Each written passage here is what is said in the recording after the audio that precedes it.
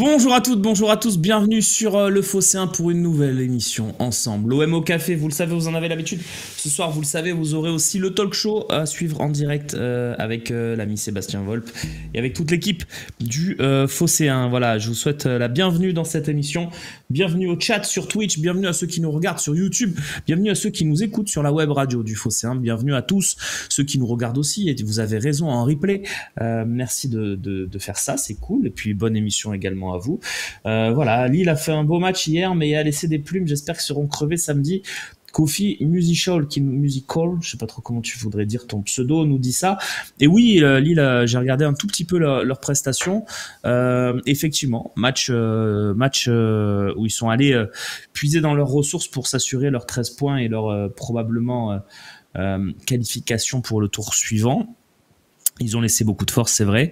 Et voilà, c'était pas simple face à Sturm Graz, alors que Brest aussi avait gagné contre cette équipe. Voilà, donc c'est plutôt positif pour le football français. Et c'est bien pour l'OM aussi qui va les jouer samedi, même pas 3 jours après leur victoire. Donc tout est bon. Moi, je le dis, hein, en Ligue des Champions, en Europa League, je suis pour les clubs français, sauf 2 exceptions, voilà, parce que on peut pas. Hein, c'est le Paris Saint-Germain et puis à un degré moindre Lyon aussi en Europa League, même si j'ai quand même envie qu'ils aillent loin pour qu'ils se fatiguent un petit peu. Voilà. En tout cas, très positif tout ça. Je vais vous parler de ça parce que vous me demandez le plateau. Tiens, le plateau pour le talk. Vous aurez Régis Rebuffa, Florent Benedris, Romain Canuti, Sébastien Volpe. Voilà, un beau petit talk, un talk des familles. Vous allez vous régaler ce jeudi pour préparer le match contre Lille. Oui, Nice aussi, un petit peu, effectivement. S'ils perdent, c'est pas grave. Mais le problème, c'est qu'il faut des points UEFA. Moi, je reste dans ma volonté absolue qu'on garde nos 4 clubs en Coupe d'Europe. Ça serait très important pour notre projet. Parce que même dans une saison où on serait peut-être un peu moins bien et on finirait 3 ou 4e, ça serait un peu moins grave que si t'as que 3 places. Est-ce qu'on a déjà vu un aussi petit club que Brest qui n'a jamais joué de Coupe d'Europe et qui a un aussi petit budget sortir des poules en Ligue des Champions? Oui, après, il ne faut pas commencer à parler d'exploits pour Brest, etc. L'Atalanta, par exemple, avait, à l'époque où ils sont allés très loin en quart de finale, un tout petit budget. Voilà, moi, je crois que Brest a quand même des joueurs plutôt confirmés. Je ne suis pas surpris. Pour moi, Brest, avec leur calendrier, etc., le top 24 était accessible. Après, ils vont beaucoup plus loin que ce qu'on attendait. Et la performance, c'est pas de battre les clubs qu'ils ont battus, mais c'est de ne faire aucun échec. C'est-à-dire qu'ils ont 4 victoires contre 4 clubs accessibles. Même si le PSV Eindhoven, c'est encore mieux que accessible. Hein, c'est un club difficile. Mais ils ont 4 victoires aucun point perdu sur ces 4 matchs. Donc ils ont cartonné en fait dans cette phase de poule. Donc c'est là que c'est surprenant. Tu peux te dire normalement qu'un club comme ça se fait accrocher par le PSV et foire un petit peu par exemple contre Sturm Graz. Mais non. Ils ont cartonné, ils ont fait tout ce qu'ils avaient à faire. Et franchement, bravo. Le nul contre les Leverkusen aussi. Enfin voilà. Chapeau à eux. Bravo à Brest, bravo à Lille aussi, hein, qui est quasiment qualifié. Monaco devrait y aller aussi. Donc c'est tout positif tout ça. Pour le foot français en tout cas, et puis pour aussi la fatigue que Lille, Monaco pourront avoir parce qu'ils vont jouer les barrages en février. Enfin voilà, il y a que du positif pour tout le monde, même pour nous. Et sur l'affaire Létang là, qui a dit après le match qu'il comprenait pas pourquoi on jouait samedi, que c'était, il a pas parlé de scandale, mais il est allé dans, voilà, que c'était, on voulait pas, que c'était pas équitable, etc. La position de l'OM, il a eu j'ai pas le mot, mais l'honnêteté de dire que l'OM était d'accord. Voilà, pour dire que l'OM était d'accord pour jouer dimanche pour aider les clubs français, etc. Donc bravo, beau geste de l'OM. Finalement, ça n'a pas été validé par les décideurs. Ça aussi, c'est un problème. Hein. Si tout le monde est d'accord, diffuseur plus club pour décaler le match, ma foi, pourquoi ne pas le faire? Ça nous pose beaucoup de questions, tout ça, dans ce football. Des nouvelles de Zegrova. Alors, Zegrova, on a pris des renseignements auprès de suiveurs du LOSC. Zegrova, en fait, il a des petites douleurs aux adducteurs et il est préservé, voilà, il joue pas tous les matchs. Voilà, donc, c'est pas une surprise pour eux qu'il ait été absent sur ce match. Il y a 2 rencontres à venir avec le championnat et la coupe, donc ils l'ont préservé. Non, c'est pas Bein qui a décidé visiblement, d'après les temps, le diffuseur était d'accord aussi. Ouais, vous avez vu le but de Radonjic, incroyable, quelle frappe.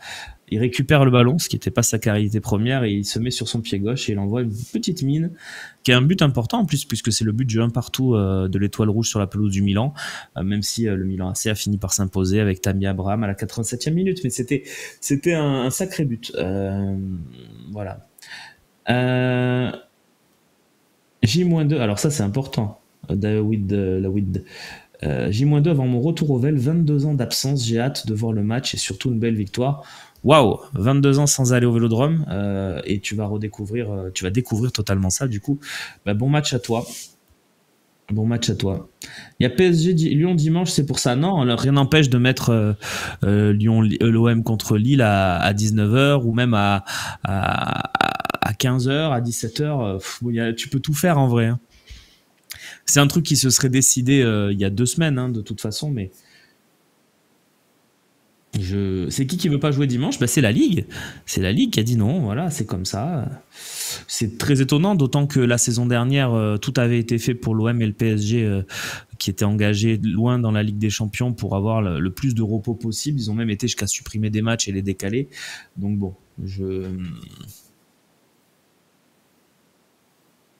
c'est comme ça.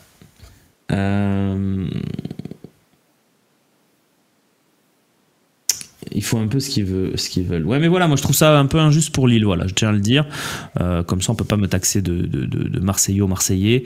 Je trouve ça injuste pour le LOSC parce que voilà, les gars, ils font le job en Coupe d'Europe. Ils ont réussi à se qualifier pour la Ligue des Champions après 2 tours de barrage. Ils font honneur, ils sont dans le top 8 ou 9 de cette Ligue des Champions. Voilà, et tu les récompenses. Ta Ligue te récompense en te faisant jouer 3 jours plus tard alors que tu peux jouer 4 jours plus tard. Je trouve ça très peu gentleman de la part de la Ligue, et Pablo Longoria était d'accord pour aider entre guillemets le LOSC et Olivier Létang. Je trouve que c'est gentleman de sa part. Il y a des clubs qui auraient peut-être pas eu ce réflexe-là, donc bravo. Il y aurait eu trop d'affiches pour la Ligue 1 le même jour, on peut pas se le permettre. J'aime bien ce message de Chris. Voilà. Bon, maintenant qu'on a dit ça, à nous d'en profiter. Voilà, nous, on n'a rien demandé. On va faire ce qu'on a à faire en espérant une victoire samedi. On en parlera bien sûr dans le talk ce soir. On peut en parler ensemble, hein, bien sûr. On va ouvrir la ligne très rapidement avec Loïc parce que j'ai envie de vous entendre. Ceux qui appellent pas souvent, par exemple, que je vois très souvent dans le chat, qui peuvent appeler. Si vous êtes à l'étranger, vous pouvez le faire aussi. Ça passe par Internet. Hein. Je crois qu'il n'y a pas de frais en plus. Bon, après, je suis pas spécialiste, mais je pense que tout le monde peut appeler et que ça passe par Internet. Donc il n'y a pas de problème. Voici le numéro qui s'affiche en bas de l'écran. Bonne chance si vous êtes le premier arrivé au standard. Je vous précise aussi que si vous arrivez au standard et qu'on ne vous répond pas, c'est sûrement parce qu'on n'a qu'une ligne et que pendant qu'elle est occupée avec moi en train de dialoguer, on ne peut pas vous prendre en ligne en même temps. Voilà, donc c'est pour ça des fois que vous avez un temps d'attente important au standard, mais ne vous inquiétez pas, c'est normal. Voilà. Ne pas faire la même erreur que Paris, il faut leur rentrer dedans d'entrée. Oui, bien sûr, Horaci. Je pense que le match contre Monaco, la première mi-temps est quand même un exemple de ce qu'on doit faire. Je trouve qu'on avait été plutôt bon dans la gestion du jeu et du ballon, avec seulement une action en tout début de match et puis l'action à la 40e, mais entre ça, on avait dominé. Donc, non, Zegrova n'est pas forfait, les amis.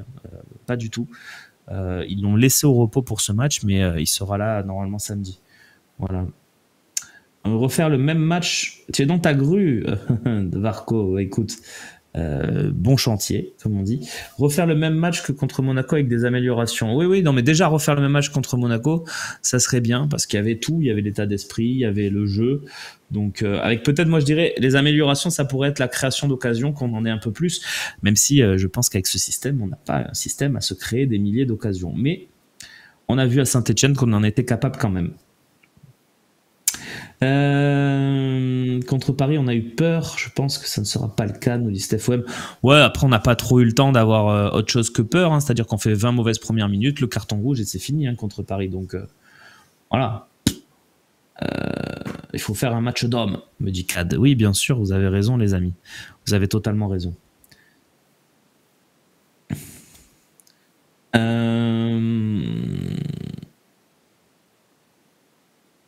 Tiens, je vais te lire ce message un peu long, mais qui a l'air bien. C'est Charlie Goyard. La fin de l'interview de Longoria sur la partie OM est vraiment intéressante, je trouve.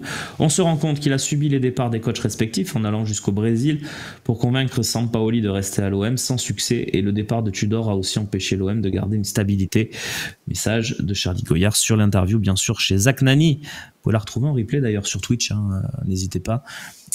Cette interview de Pablo Longoria dans un format un petit peu différent et elle était plutôt sympa à suivre. Y a-t-il quelqu'un en ligne avec moi?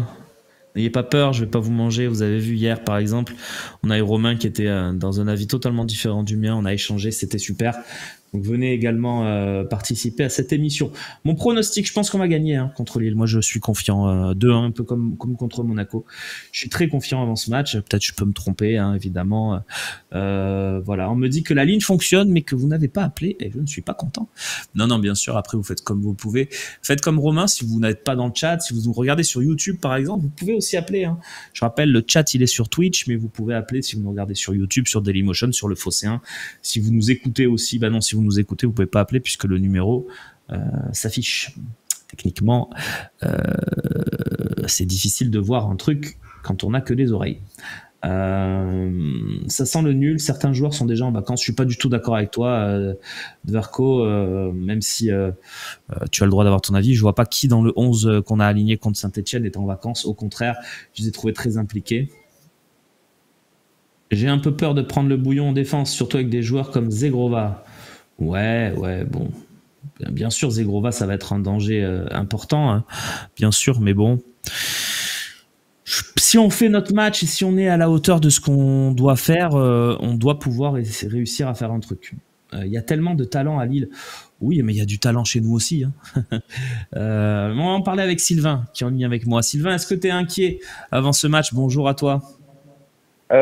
Inquiet, bonjour. Non, inquiet, oui et non. Enfin, je me dis que c'est un match qui peut être prêt, dans le sens où on pourrait faire le trou, mais après, je me dis que bon, je suis plus confiant que quand on était au niveau des matchs vers Auxerre et où là je me disais si on enchaîne encore une défaite, ça risque d'être compliqué. Mais là, je trouve que l'équipe elle est rassurante malgré qu'il y a toujours des petites erreurs, mais je trouve que des moments on est peut-être un peu injuste ou exigeant, peut-être plus exigeant, et qu'il y a pas d'équipe qui font des moments des super matchs, ça arrive à tout le monde, mais qui gagnent à la fin. C'est ce qui a fait notre succès dans l'époque de Deschamps, quoi. Tu voulais intervenir avec moi sur un sujet précis ce matin? En fait, j'ai un truc c'est juste comme ça qui me trottait, c'est de dire le duo de Zerbi et Giovanni Rossi. Je me suis posé la question en fait parce que cet été on a fait des transferts et tout, mais est-ce qu'ils étaient habitués dans les anciens clubs à faire des gros transferts? Bon, Brighton c'est à part parce qu'ils ont des moyens quand même niveau première ligue, mais ou est-ce que c'était des coups, des moments c'était des joueurs en devenir, mais que on s'attendait pas ou à faible coût, quoi, 4 millions, 5 millions, et qu'au final c'était des joueurs, des bons joueurs par la suite qu'ils ont revendus, parce que je me suis posé la question, en fait, je savais pas et j'ai pas fait trop de recherches, mais si toi tu savais à ce niveau-là. Mais écoute, déjà, c'est une très bonne question parce qu'on sait que Giovanni Rossi est arrivé à l'OM, mais dans un rôle un petit peu obscur. Giovanni Rossi, en fait, ce qui se passe, c'est qu'il est très proche de Zerbi et qu'il le conseille lui. Donc en réalité, quand deux Zerbi parlent mercato, c'est deux Zerbi aussi qui parlent de mercato. Mais c'est pas un problème. Et les deux ont travaillé ensemble à Sassuolo seulement. C'est-à-dire que Giovanni Rossi n'a pas participé à Brighton ni à Shakhtar. Maintenant, regardons la politique sportive de Sassuolo. C'était vraiment très intéressant. Ils ont recruté des joueurs parfois, comme tu vois, ils sont allés chercher Maxime Lopez en Ligue 1 chez nous. Ils sont allés chercher des joueurs un peu roumains, des joueurs un peu obscurs parfois, des Italiens bien sûr, mais c'était vraiment une politique sportive de club de bas de tableau, tu vois, un peu ce que peut faire Reims en Ligue 1. Il n'y a pas grand-chose à analyser par rapport à ce qu'on fait chez nous, qui est bien différent. Maintenant, c'est vrai qu'ils ont réussi quelques coups. Tu vois, l'idée d'aller chercher Maxime Lopez pour eux à un moment a été super. Ils ont eu des gars comme Scamacca, Raspadori, tu vois, qui aujourd'hui sont des joueurs qui sont internationaux italiens. Hein, donc bien sûr Locatelli, voilà, donc ils ont fait progresser les jeunes. Il y a Boga aussi, exact, Moineau dans le chat qui me parle de Boga, c'est vrai. C'est ça. Voilà, donc vas-y. Non, mais peut-être que je me suis dit l'année d'arrivée de De Zerbi, c'était à peu près des gros transferts pour dire qu'il y a une équipe vite cohérente, costaud, et peut-être qu'après on s'attendra pas à des transferts comme Scamacca, dans le style de Scamacca, hein, pas Scamacca transféré, mais dans le style des joueurs que nous on connaît pas, mais qui arrivent et qu'au final ils sont peut-être bien plus intéressants que certains joueurs qu'on voudrait recruter, même si moi je suis pour l'arrivée de Pogba et tout, mais je me dis est-ce qu'on va avoir aussi des joueurs plus dans l'ombre et qui finalement ont moins de pression par rapport au transfert, par rapport au... Ouais, on nous dit dans le chat aussi, je vais répondre à ta question bien sûr, on nous dit dans le chat Ahmad Traoré qui est à Auxerre en ce moment, excellent aussi, et on nous parlait de Berardi, voilà, donc il y a quand même des talents qui ont été du côté de Sassuolo. Mais en fait c'est déjà le cas, si tu regardes bien... Si tu regardes bien la politique sportive de cet été, je vais te demander honnêtement, mais est-ce que tu connaissais Cornelius, Jonathan Rowe, Ismaël Koné ? Non. Non, c'est vrai que je les connaissais pas plus que ça. À part si on suit l'équipe du Canada, mais voilà, c'était pas... oui. C'était pas... Oui. C'est vrai que si tu suis l'équipe du Canada, tu les connais un petit peu, Cornelius et Jonathan et Ismaël Koné. Mais dans l'absolu, voilà, c'est la même idée en fait. C'est-à-dire que tu vas faire des coups avec des joueurs confirmés. Hein. On en a fait quelques-uns. Je vais pas tous les rappeler, mais Greenwood, Højbjerg, Rabiot, bon. Voilà. Et puis tu vas aller chercher des joueurs que tu penses pouvoir faire soit une plus-value, soit les faire exploser à Marseille. C'est le cas des joueurs qu'on a cités tout à l'heure. Donc en fait, ils vont continuer cette politique-là, je pense. L'idée, c'est quand même de renforcer, de ce que je sais, de renforcer le 11. C'est-à-dire que ton 11 de départ soit de plus en plus fort. Et ça, ils le font, tu vois, quand ils prennent Rabiot, c'est toujours la même idée. S'ils prennent Pogba, ça va être dans la même idée. Maintenant, une fois que tu as fait ça, tu peux quand même te tenter des coups à la Jonathan Rowe, tu vois, ou à la Cornelius pour porter un peu plus de joueurs un peu moins chers, si tu veux, sur le marché. Mais je trouve après je trouve juste ce qui manque, c'est un gars d'expérience un peu plus, pas forcément un vieux briscard, mais quelqu'un d'expérience plus en défense, qui est deux gars, Balerdi, il a son expérience à lui avec l'OM, mais un autre gars un peu plus roublard, justement, rompu à des matchs, à la différence de Brassier, où on a investi, mais pour l'instant, il est pas encore au top, et peut-être que il lui faudra un an d'adaptation, parce que nous, c'est vrai que on est un peu moins impatient, mais je pense que voilà, malheureusement, dans l'année où on veut se qualifier en Ligue des Champions pour avoir plus de moyens, c'est peut-être pas le joueur qu'il fallait tout de suite. Le faire, oui, mais en faire un autre derrière plus costaud. On a MCE dans le chat qui nous dit Mbemba quoi. C'est vrai, on l'avait ce joueur avec Chancel Mbemba. On peut aussi dire que l'idée de redescendre Kondogbia, elle est partie du même constat que ce que tu fais là. Donc oui, je crois que c'est ce qui se dit à l'OM. Ils sont d'accord avec ça. Et peut-être qu'un départ combiné de Meite et Mbemba cet hiver permettrait de prendre un joueur un peu plus expérimenté dans ce secteur. Mais encore une fois, je suis pas certain qu'il y aura beaucoup de mouvements cet hiver, mais c'est vrai ce que tu dis. Moi non plus. Moi non plus. Ce que tu dis est vrai. Trop de rumeurs, tue la rumeur, je trouve. Ouais.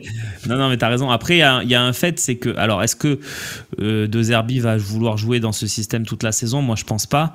Et si tu repasses dans le système qui avait bien marché en début de saison, il va manquer un joueur offensif. Ouais. Donc, je pense que, ouais, moi, je pense avec la blessure de Carboni notamment. Pardon de te couper. Je pense qu'ils feront un style, vu qu'il y avait le milieu offensif qui s'est pété, je pense qu'ils feront un milieu offensif central pour dire de concurrencer Harit. Enfin, moi, c'est ce que je vois pour repasser à un système qui lui convient mieux pour lui, à son style de jeu. Ouais, bien sûr. Après, la question, c'est est-ce qu'il va le faire cette saison, de repasser à ce système qui lui convient mieux, vu que là, ça fonctionne. Donc ça c'est lui qui sait. Et s'il le fait pas, ça sert à rien effectivement de recruter un offensif, puisque du coup tu en as beaucoup sur le banc, en comptant Harit, Jonathan Rowe, Eli Wahi, voilà. Donc toute la question est là, mais c'est vrai que qu'il y aura peut-être un mouvement dans ce secteur de jeu, mais il y aura peut-être un mouvement en défense aussi, hein, puisque il y a beaucoup de joueurs qui peuvent partir, voilà. Donc ça peut arriver. Bon, en tout cas, je te remercie de tes réponses et je tenais à faire un grand coucou et un grand merci à toute l'équipe du Phocéen, parce que bon, à chaque fois le talk show, il y a des bonnes parties de plaisir et nous on rigole bien aussi de chez nous. Voilà, donc je tenais à vous remercier pour votre bonne humeur. Merci à toi, mon cher Sylvain. Rappelle quand tu veux, c'était plaisant. Et puis n'hésitez pas à faire comme Sylvain. Avec plaisir. Merci à toi. N'hésitez pas à faire comme Sylvain et à participer à cette émission avec le numéro de téléphone qui va se réafficher. Voilà, merci Loïc, quel crack. Le numéro de téléphone pour venir participer. Voilà, aujourd'hui, c'est libre antenne, il n'y a pas beaucoup d'actu OM, on est à 2 jours du match. La conf, c'est demain. Voilà, pour ceux qui se posaient la question, c'est demain 13h. Donc voilà, on est très bien. Est-ce que Camara en a un pourcentage sur la revente? Alors non, Zovko, il est parti libre. Quand tu pars libre, c'est rien du tout, quoi. Donc, on aura peut-être une petite prime de formation, mais qui est peanuts, qui vaut pas grand-chose. Donc oui, il est parti.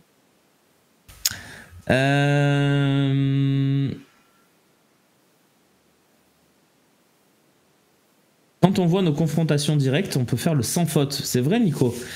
C'est vrai, ça serait quand même fou de gagner contre tous les gros du championnat. Sauf Paris, bien sûr, où on a perdu, mais tous les autres, ça s'est plutôt bien déroulé. Des infos sur le conflit avec la directrice générale. Alors, déjà, ça c'est assez rigolo parce que ça prouve le temps journalistique. L'interview de Benatia, elle n'est pas sortie hier, elle est sortie il y a 5-6 jours dans le MAC de la Provence. Moi, je l'avais lu, donc j'avais vu ce passage. Mais t'es dit, mais de qui il parle? C'est quand même fou. On sait un peu que à l'OM il est bien apprécié, etc. Après, c'est vrai qu'on connaît pas trop les liens avec le bâtiment administratif. Et puis hier, la Provence ressort l'interview dans ses colonnes, puisqu'elle a pas dû assez marcher dans leur mag, donc ils se disent bon bah quand même, on a eu Benatia, on va quand même le ressortir parce que ça a été repris nulle part, etc. Sauf chez nous. Et donc il y a cette phrase là qui sort sur les conflits avec le bâtiment administratif, etc. Et du coup, RMC lit la Provence, RMC en fait sa petite enquête avec Flo Germain qui est toujours excellent sur ces dossiers-là, et sort le nom de la directrice générale. Voilà, donc c'est assez rigolo le temps journalistique, parce que si les gens s'étaient rendus compte que l'interview datait de 6 jours, ça serait sorti plus tôt. On sait que maintenant on a un peu nous aussi enquêté, on sait que c'est de cette personne-là et de ces relations-là avec Benatia dont parlait Samir Nasri sur le CFC. Il y a c'est le CFC ou une autre émission de Canal, il y a quelques semaines maintenant. Voilà, après, que dire de plus? On a beaucoup de...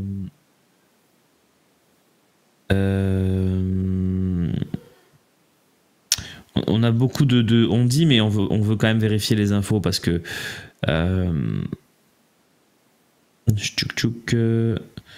On a Julien qui est en ligne, mais juste je vais finir sur ça. Voilà, donc après Benatia, vous inquiétez pas, hein. Pour ceux qui sont attachés, bon, nous aussi on commence, hein, il faut pas se mentir. Il n'y a pas y a pas de brouille, il n'y a pas de problème, en tout cas dans le trio et même dans le quatuor, quintuor, si on rajoute quintet, si on rajoute Ravanelli et Rossi, mais Benaccia, Longoria et De Zerbi, ça fonctionne très très bien. Ils sont main dans la main, c'est vraiment une alchimie totale. Pour l'instant, il n'y a pas d'ombre là-dessus, et pour qu'il n'y en ait pas, il va falloir aussi peut-être prendre des décisions dans ce bâtiment administratif, mais ce sont des choses de la vie, hein.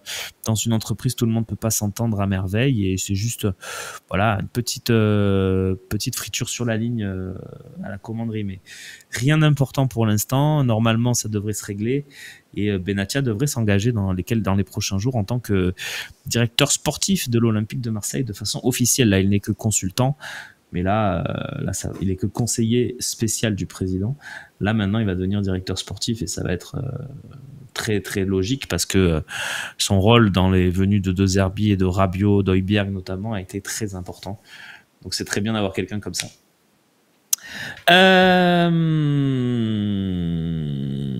Qui j'ai déjà? J'ai Julien, je crois, en ligne. Oui, c'est ça. Julien, bonjour Julien. Bonjour Romain. Comment ça va? Ça va. Un peu froid, mais ça va. Ouais, ça commence, hein.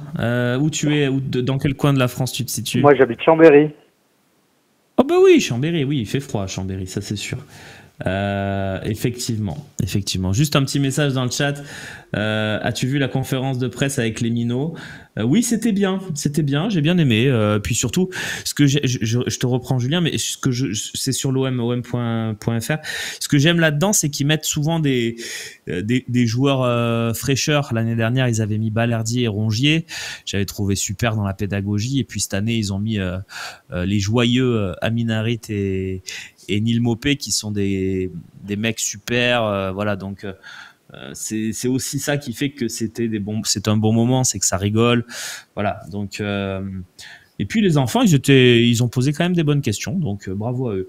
Julien, qu'est-ce que tu voulais nous dire de beau ce matin depuis Chambéry? Moi, je voulais échanger un peu effectivement concernant le recrutement qu'on a fait. Alors, on s'attendait peut-être pas à ce retour de Rongier dans le 11 titulaire, ni à faire redescendre Kondogbia en défense. Mais aujourd'hui, est-ce qu'on arrive toujours à concerner un Rowe, un Koné, Eli Wahi? Il y a beaucoup de choses qui a été fait de la part des supporters. Il y a encore quelques matchs, on le sifflait sur tous ses loupés. Maintenant, on l'encourage plus qu'il nous donne raison, je dirais, parce que finalement, il n'arrive pas trop à marquer. Mais bon, on va continuer de croire en lui. Harit aussi. Harit, finalement, il a perdu sa place dans le 11 titulaire. Donc voilà, est-ce que vraiment on arrive à concerner après tout l'effectif quand je vais voir rentrer 10-15 minutes et que le 11 titulaire ne change pas trop? Bah, c'est normal au final. Bah oui, c'est normal, c'est ça le truc, tu vois. Il a raison, mais voilà, est-ce que le groupe est toujours concerné, et est-ce que les arrivées qu'on entend à gauche à droite de joueurs ne vont pas créer encore plus un fossé avec les joueurs qui sont sur le banc? Merci pour ta question, Julien, elle est très bonne. Et puis tu me donneras ton avis aussi à cette question, parce que ça m'intéresse de l'avoir. Mais moi, je crois que tout le monde est toujours concerné. Le truc, c'est que quand tu as une équipe qui gagne 3 fois d'affilée et que le coach te dit on remet la même équipe qui gagne, les gars qui sont sur le banc, qu'est-ce que tu veux qu'ils disent?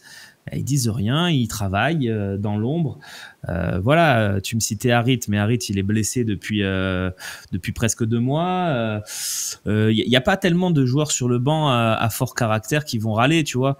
Koné, il joue pas parce que il sait que quand il a joué, c'était pas terrible. Il y a que Jonathan Rowe, en fait, qui peut se sentir un peu frustré. Mais bon, il a 21 ans, il est là pour apprendre. Ce qui est certain, c'est que Jonathan Rowe ne démérite pas, mais qu'il est victime un peu du système, du choix de système de De Zerbi. Maintenant, j'espère que De Zerbi aura l'intelligence de relancer 2 ou 3 joueurs contre Saint-Etienne la semaine prochaine en Coupe de France. Là, pour le coup, je pense que c'est important de marquer le coup avec des gars comme Wahi, comme Jonathan Rowe, quitte à prendre le risque de pas gagner, parce que c'est ça aussi. C'est ça aussi. Tu as 90 minutes pour faire la différence, et après, c'est les tirs au but. Donc, même si cette année, on a un bon gardien sur les tirs au but, ça ne garantit rien. On a vu en plus l'Arseneur en a arrêté un contre nous, donc il est pas si mal non plus. Donc voilà. Harit, il a plus rien. Saona, il est de retour. Il avait un petit pépin au mollet. Voilà. Donc je te dis, pour l'instant, oui, ils sont concernés, je pense. J'ai pas l'impression. Je vois personne qui est pas concerné. Tu vois, Brassier, il peut rien dire qu'il est sur le banc. Hein. C'est déjà bien qu'il y soit, vu son début de saison. Et puis les autres, ça joue quand même. Ils jouent quand même un petit peu. Donc moi, c'est mon avis en tout cas. Je sais pas ce que tu en penses.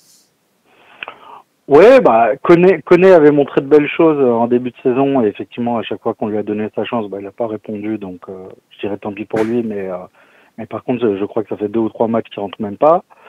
C'est ça. Et puis la grande déception, qu'on le veuille ou non, c'est Wai. Wai, on a tout misé sur lui. De Zerbi l'a promu numéro 1 et l'a redit à maintes et maintes reprises. Et au final, maintenant il est numéro 2 et quand il rentre, c'est pas encore ça, quoi. Tu as bien raison.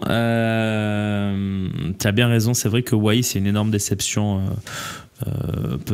Peut-être qu'on parlera bientôt d'une erreur de casting. J'espère pas, mais j'en ai peur. Oui, c'est lui la grosse déception. On a la chance d'avoir une doublure qui a tenu la route. C'est-à-dire que Neil Maupay, pour le coup, il a bien su prendre le relais et s'imposer. Donc ça, c'est cool. Mais oui, on a ce souci avec Eli Wai. Question de Nacho. Romain, est-ce que tu aimerais que Harit soit de nouveau titularisé samedi ? Non, Nacho. Je pense qu'il faut conserver la cohérence et l'équipe qu'on a depuis 3 matchs. Donc non, bien sûr que non. Moi, ce que je disais, c'est que quand je disais à Saint-Etienne que je voulais Jonathan Rowe, c'était que je pensais et honnêtement, à Saint-Etienne, je pense que le 4-3-3 n'aurait pas fait de mal. Je pense qu'on aurait gagné quand même, etc. Là, par contre, contre Lille, non, il faut jouer avec nos certitudes. Enfin, je sais pas ce que tu en penses, mais pour moi, il n'y a pas à faire de changement dans le 11 de départ contre Lille, non, Julien ? Oui, je suis d'accord. Peut-être après prendre un peu en individuel Zegrova, voire à 2 de temps en temps, parce qu'il a tendance vraiment à rentrer sur son pied gauche et enrouler. On est un peu prévenu de ce côté-là. On est prévenu. Il en abuse un peu comme on abusait certains à l'OM. Donc voilà, à nous de nous méfier de son pied gauche et puis des contres qui peuvent aller très vite avec David dans la profondeur et pas faire de faute dans la surface, je dirais, si on est en retard ou autre. Ouais, t'as raison, parce que les pénaltys de Jonathan David, il sait les tirer. Il y aura pas, même si on a un gardien qui sait les arrêter aussi, mais bon. Effectivement, c'est vrai que Zegrova, ça semble être le danger numéro 1. Voilà, alors ça gêne aux adducteurs. Est-ce qu'elle va l'empêcher d'être aussi bon qu'il peut l'être parfois ? Ça sera à suivre. Après, voilà, donc je pense qu'il n'y aura pas de changement dans l'idée du 11. De toute façon, tu peux changer pas grand-chose. Hein. Maupay, tu vas pas l'enlever. Greenwood, Rabiot, si tu gardes le même système, hein. Greenwood, Rabiot, ça bouge pas. Rongier, Højbjerg non plus. Ta défense, tu l'as un peu trouvé avec Kondogbia, Balerdi et Murillo. Je le vois pas changer quelque chose. À droite, Enrique, ça fonctionne très bien. Il y a que à gauche où tu as un petit doute Merlin-Garcia. Et encore, Merlin a fait un très bon match à Saint-Etienne. Donc voilà, je pense qu'il y aura pas de changement dans le 11 de départ. Merci, Julien. Merci à toi et merci à vous tous. C'est vraiment top cette émission, comme le talk show. Voilà, continuez. C'est un réel plaisir d'entendre parler de l'OM tous les jours. C'est le but, on est là pour ça, merci à toi et n'hésite pas à rappeler, le numéro va s'afficher si vous voulez conclure l'émission avec moi de ce matin. On se retrouvera bien sûr encore demain. Voilà, je vais vous le donner, le programme large du Phocéen jusqu'à ce match de Lille. On a beaucoup de temps à passer ensemble. Ça va être un plaisir. Demain matin, on se retrouvera à 11h pour un nouvel OM au café. Mais avant ça, il y aura eu le talk ce soir avec Sébastien Volpe, Romain Canucci et leurs invités. Le talk show, c'est à 18h ce soir. Il y aura donc l'OM au café demain. La conférence de presse sur le Twitch de l'Olympique de Marseille, OM Official. Ça sera à 13h. Et puis samedi, on se retrouvera à 16h, de 16h à 20h pour 4 heures de direct ensemble. Vous le savez, avant match direct par nos experts. Et puis la troisième mi-temps qui sera le moment de donner de notes aux joueurs et puis aussi d'analyser ce qui s'est passé durant la rencontre. Je vous précise un truc aussi sur ce format de 4 heures. Vous le savez peut-être pas parce que vous n'êtes pas tous habitués à les regarder. À la mi-temps du match, c'est intéressant aussi. C'est-à-dire que souvent, à la mi-temps, on se mange des pubs, des analyses qu'on n'a pas forcément envie d'entendre, etc. Venez à la mi-temps, il y a un quart d'heure d'analyse sur le Fossé 1, sur la mi-temps qu'on vient de passer. Donc, c'est un bon moment aussi, la mi-temps. On le sous-cote un peu, ce moment, et je trouve qu'il est intéressant dans les analyses. Et voilà. Et on a Jackie qui est en ligne. Salut Jackie. Salut. Tu vas bien? Comment ça va? Ça va impeccable. Qu'est-ce que tu fais de beau dans la vie, mon Jackie? Là, en ce moment, c'est un jour de repos. Eh ben, écoute, c'est ça qui est bon. C'est ça qui est bon. Ouais, ça va, tranquille. Soleil, et tu te froid, ça va. Tu te reposes de quoi? C'est quoi ton métier? Moi, je travaille un peu dans l'administratif. C'est pour ça que ça m'a fait un peu rigoler, tu vois, la guéguerre entre Benassia et la directrice administrative de l'OM. Qu'est-ce que tu en penses justement de ça, tiens? C'est une guerre d'ego, de pouvoir, il va sortir son autorité, mais après, moi, je suis pas trop d'accord avec Benassia, tu vois. Pour moi, Benassia, il doit montrer des choses cohérentes. Tu vois, il a trop de casseroles un peu aux fesses, c'est-à-dire les transferts foireux qu'on a eu cet été où on a investi beaucoup d'argent. Et quand tu as des trucs comme ça, il faut faire un peu profil bas. Parce que moi, j'estime que quand tu rentres en guéguerre avec, entre guillemets, une personne puissante dans une institution, il faut qu'il y ait des armes, des billes pour la destituer. Et là, en ce moment, il n'y en a pas trop, en fait. On n'a pas trop fait parce que...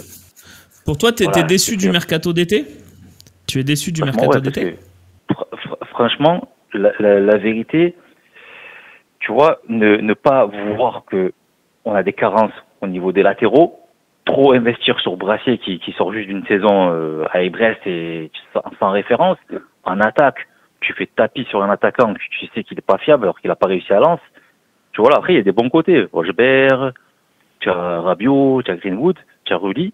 Tu as deux Zerbi. Comment? Deux Zerbi aussi, non? De Zerbi, moi, De Zerbi, ah ouais, ni je suis pour, ni je suis contre.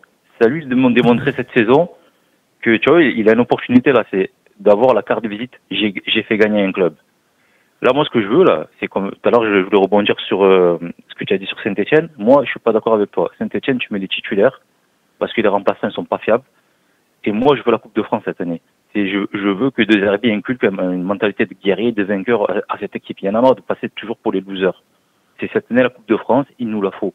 Tu mets tous les titulaires et après au mercato hivernal, tu fais les corrections que tu dois faire pour améliorer l'effectif que tu as, parce que tu peux pas passer une saison avec Murillo sur un côté, Kondogbia en défense centrale, parce que c'est pas fiable. Et Mopé en attaque, Mopé il est gentil, il se bat et compagnie, mais c'est limite, tu vois, c'est pas un vrai buteur. C'est pour moi Mopé c'est un brandao, c'est quelqu'un qui va se combattre, qui va te créer des brèches, des passes, mais devant la cage, c'est tout le temps à côté, c'est rarement au fond du filet. Et voilà, en fait, moi ce que... En tout cas, tu as un avis tranchant ce matin, Jackie, ça fait plaisir à entendre, même si je partage pas grand-chose de ce que tu dis, mais c'est ça qui est génial. Sur Saint-Etienne, je te disais pas on met les remplaçants, hein, moi j'ai pas dit ça. Hein. Par exemple, je mets Rouli, je mets pas Delange que j'ai jamais vu, je reste sur mes certitudes. Je te dis juste, peut-être relancer un ou deux mecs, tu vois, Jonathan Rowe et Wai, ça serait pas tâche de les voir sur ce match, je te dis juste ça. Je t'ai pas dit on met les remplaçants, moi. Hein. Non, Euro, je suis d'accord. Euro, parce que Euro, tu sais, quand il rentre, il prouve, il se défonce. Oui, je suis pas d'accord. Oui, s'il rentre, il est en dilettante, il dit, ouais, vas-y, peut-être une action, je vais me sur un malentendu marqué. Non, il se défonce pas, oui. Vous voyez, il a toujours pas compris qu'il a l'Olympique de Marseille, que des attaquants qui étaient meilleurs que lui, on les a descendus, on les a cramés. Pour moi, oui, il est inférieur à Valère Germain. Et je pèse mes mots. Et les gens pourront me dire, ouais, mais il a fait ça. Non, il a l'OM, il a rien fait. Non, mais moi je suis d'accord avec ça. Après, il a pas envie, machin, il est en dilettante, ça je suis moins d'accord parce que je crois que c'est juste physiquement, en fait, il transmet ça, mais je suis pas persuadé de ça. Mais c'est juste qu'il est pas bon, tout simplement, en ce moment. Est-ce que par curiosité, parce que je trouve ton avis très intéressant, mais je le trouve très, ambitieux en fait.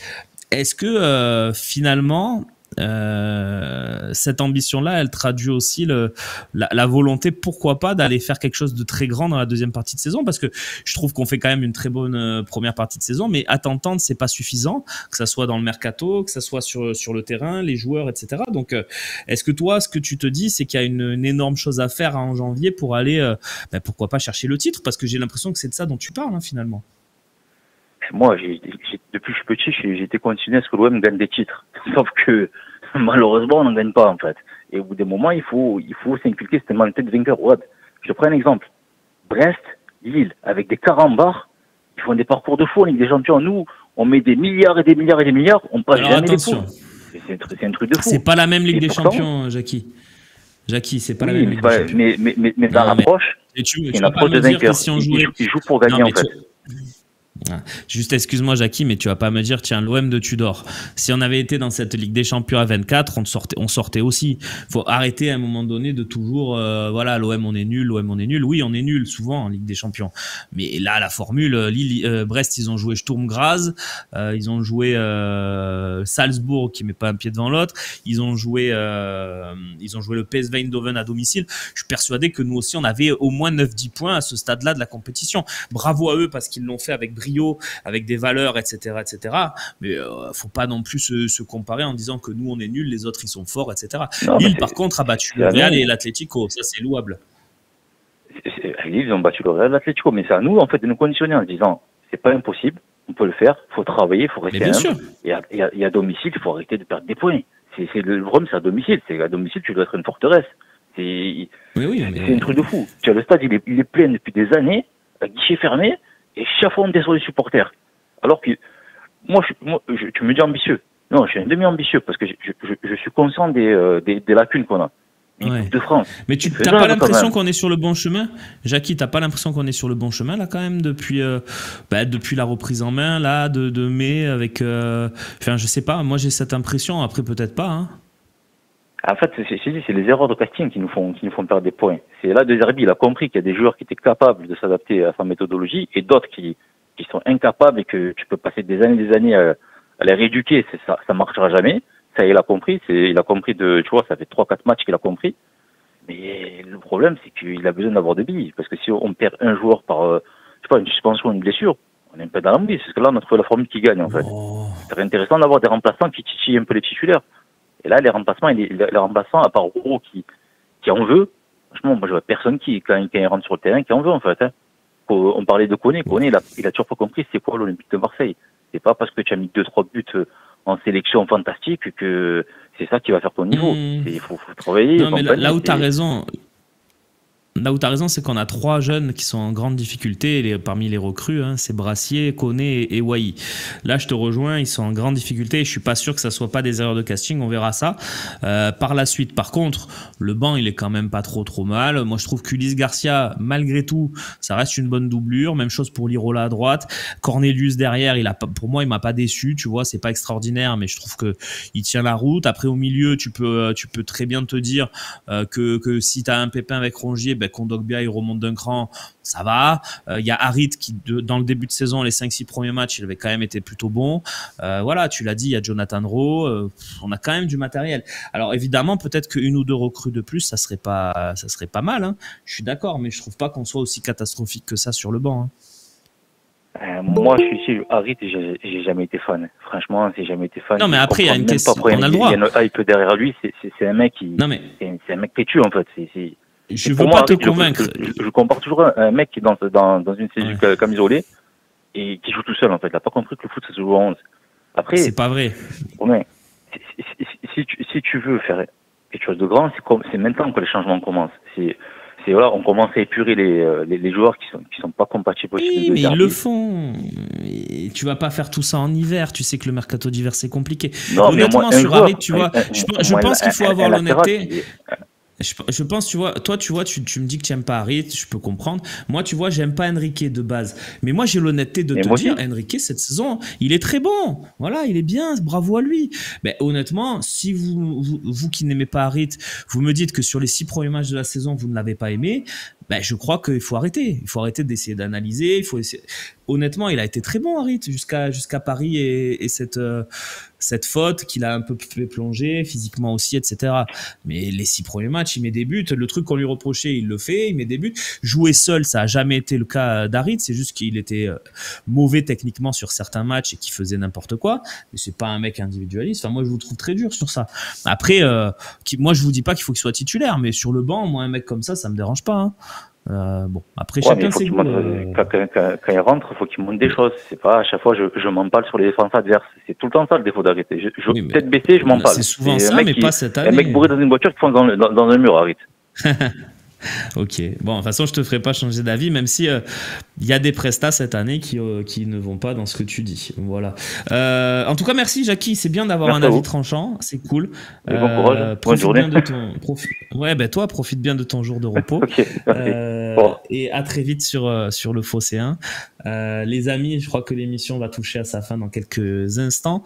Merci à Loïc Lachaud à la réalisation de cette émission. Je fais pas extrêmement long parce qu'il y a une journée chargée avec le talk à 18h et il faut laisser des choses à dire aux copains quand même. Voilà, n'hésitez pas quand même si vous avez encore une ou deux dernières questions. Les mêmes qui disaient aussi que Kolasinac était une erreur de casting, c'est vrai, l'Aveyronais OM, vous avez raison. De toute façon, erreur de casting, c'est un peu dur. Pour les gars qui viennent d'arriver, je dis juste, j'espère qu'on n'en viendra pas à dire ça. Mais oui, je suis d'accord. C'est un petit peu dur. Enrique a un rythme dans chaque jambe, il est beaucoup plus efficace. Oui, Parisien, on verra. El tiempo te dará la razón. Je sais plus exactement la phrase de Bielsa que je dis souvent. Je la cite sans la connaître. On verra. L'avenir nous dira si Enrique est un si bon joueur que ça, et si l'autre est aussi mauvais que ça aussi. Il est quand même meilleur passeur de la Ligue Europa l'année dernière quand même, Harit. Moi, je veux bien entendre tout ce que vous dites. Je trouve que c'est un peu facile de le descendre et de le flinguer comme ça, quoi. Mais bon, on verra bien. Tu penses que les déclats sur les minots de Benassia vont les braquer? Bah, c'est pareil, ça fait 6 jours qu'elles sont sorties, ces déclats.